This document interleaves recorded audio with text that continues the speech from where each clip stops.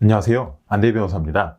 오늘은 경찰에서 조사받으러 나오라는 연락을 받았을 때 어떻게 대응을 해야 하는지 대해서 말씀드리려고 합니다. 경찰서에서 연락이 왔다, 꼭 경찰기관에서 연락이 왔다 그러면 제일 먼저 확인할 것, 첫 번째, 나한테 나오라고 연락 온 수사기관이 어디냐, 이걸 확인하는 게 제일 먼저입니다.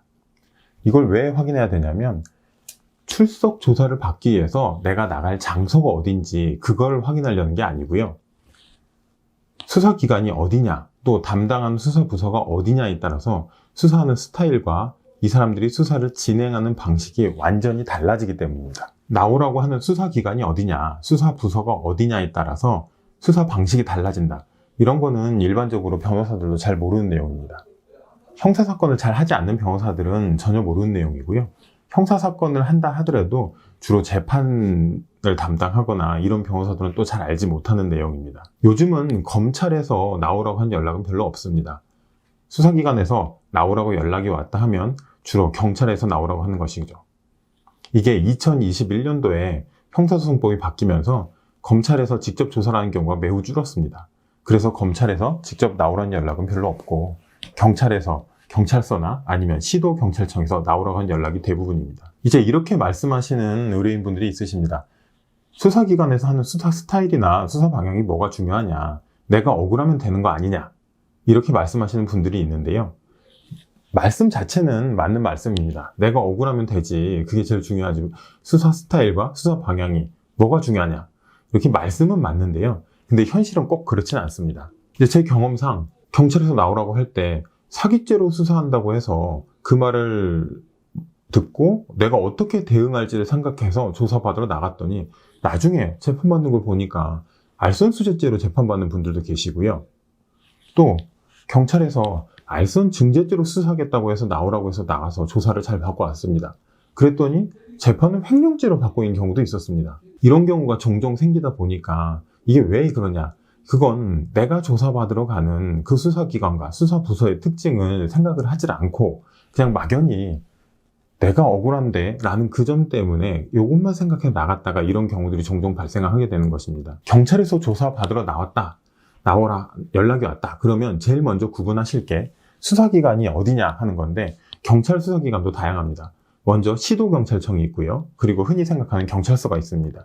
이게 어느 쪽이냐에 따라서 수사 분위기 자체가 많이 달라지다 보니까 이걸 구분을 하셔야 됩니다. 시도경찰청이 뭐냐면 서울경찰청, 경기 남부경찰청, 부산경찰청, 이런 지역경찰청을 말씀드리고요. 경찰서는 흔히 잘 알고 계시는 것처럼 우리 동네에 있는 강남경찰서, 송파경찰서, 서초경찰서, 이런 데를 말하는 것입니다. 그리고 나서 두 번째로 확인할 것, 나를 나오라고 하는 수사부서가 어디냐입니다. 아까 좀 전에 말씀드린 수사기관하고 좀 다르게요.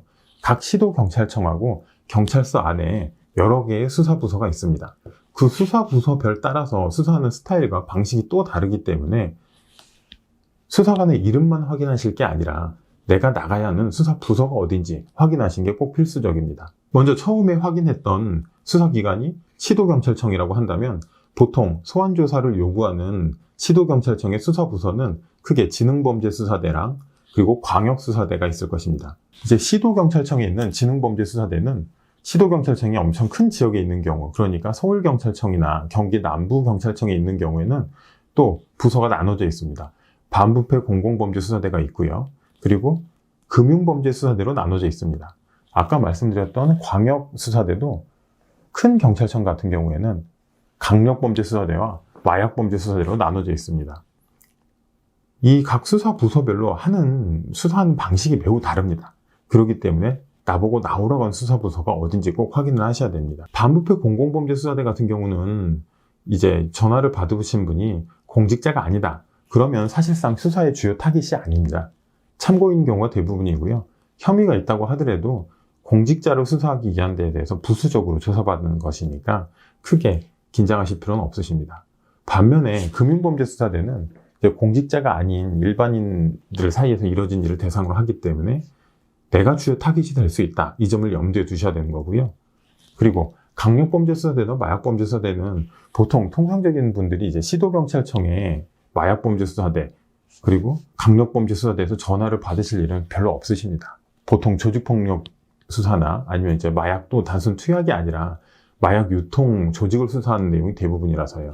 뭐 그 외에도 간첩자는 안보수사대나 아니면 여성 청소년 범죄 대상 수사대나 뭐 이 정도 다른 뭐 특별한 수사들이 있긴 한데요. 일반인들께서는 별로 그런 데서 전화를 받으실 일은 없으실 테니까 제 영상 보시는 분들이 주로 연락을 받으실 만한 부서를 말씀드리겠습니다. 이제 경찰서에 있는 수사부서를 말씀드리면 가장 기본적인 고소고발 사건을 처리하는 경제범죄수사팀이 있고요. 그리고 지능범죄수사팀이 있고 또 강력팀이 있고 형사팀이 있습니다. 강력팀과 형사팀은 주로 폭력사건을 처리하는데 차이점이 있다면 강력팀은 이제 인지수사라고 해서 범죄를 적발해낸 수사를 하고 있고 형사팀은 당직수사팀이라고 해서 그 자신이 맡은 당직 시간 안에 접수되는 폭력사건을 위주로 조사를 하고 있습니다. 여성 청소년 수사팀이나 아니면 교통사고 조사팀도 있기도 한데요. 이런 경우는 보통 변호사를 선임할 일 별로 없으시고 특별히 뭐 중요한 내용은 아니라서 제가 말씀을 따로 드리진 않겠습니다. 뭐 여성범죄수사팀 같은 경우는 가끔 성폭력 사건하고 관련된 경우도 있으신데요. 요거는 나중에 제가 성폭력 사건 관련해서 말씀을 드릴 때 그때 한 번에 같이 설명드리도록 하겠습니다. 자, 이렇게 수사기관하고 수사부서를 확인하셨다. 그러면 그 다음에 무슨 일을 하셔야 되냐면 형사사건을 잘 아는 변호사를 찾으셔야 됩니다. 요새 변호사가 많이 있습니다. 그래서 주변 분들한테 얘기를 해보시면요. 변호사 한두 명 추천받는 거는 어려운 일이 아닙니다. 그런데 제가 형사사건을 전문을 하는 변호사를 추천받으시라고 말씀드리는 이유는 간단합니다. 변호사들도 업무형이 다 다릅니다. 그런데 형사사건을 주로 다루지 않는 변호사들이 가끔 착각을 하는 게 있습니다.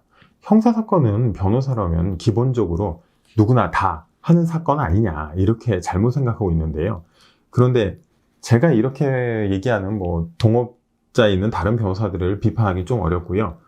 예를 들어서 말씀드리겠습니다. 뭐 대기업 청소 되시는 분들이나 아니면 정치인들이나 뭐 이렇게까지 나가지 않더라도요. 당장 변호사들만 보더라도 자신이 형사사건으로 조사를 받게 됐다. 그러면 어떤 변호사를 선임할까요? 인터넷 기사나 언론에서 보시면 간단합니다. 변호사들조차도 자신이 형사사건에 연루됐을 때 선임하는 변호사들의 이력을 한번 봐보세요. 과거에 수사기관이나 아니면 법원에서 형사사건을 전문적으로 처리했던 경력을 가지고 있는 변호사를 선임합니다. 자신과 친한 변호사나 주변에서 소개받은 변호사를 선임하지 않거든요. 변호사조차 자신이 형사사건에서 어떤 변호사를 선임한지를 보시면 이 영상 보시는 분들께서 나의 형사사건을 맡아줄 변호사를 어떻게 찾을지 쉽게 아실 수 있을 겁니다. 뭐 저에게 도움이 필요하시다면 제 이메일이나 아니면 제 연락처로 전화를 주시면 제가 가능한 범위 안에서는 상담을 드리도록 하겠습니다.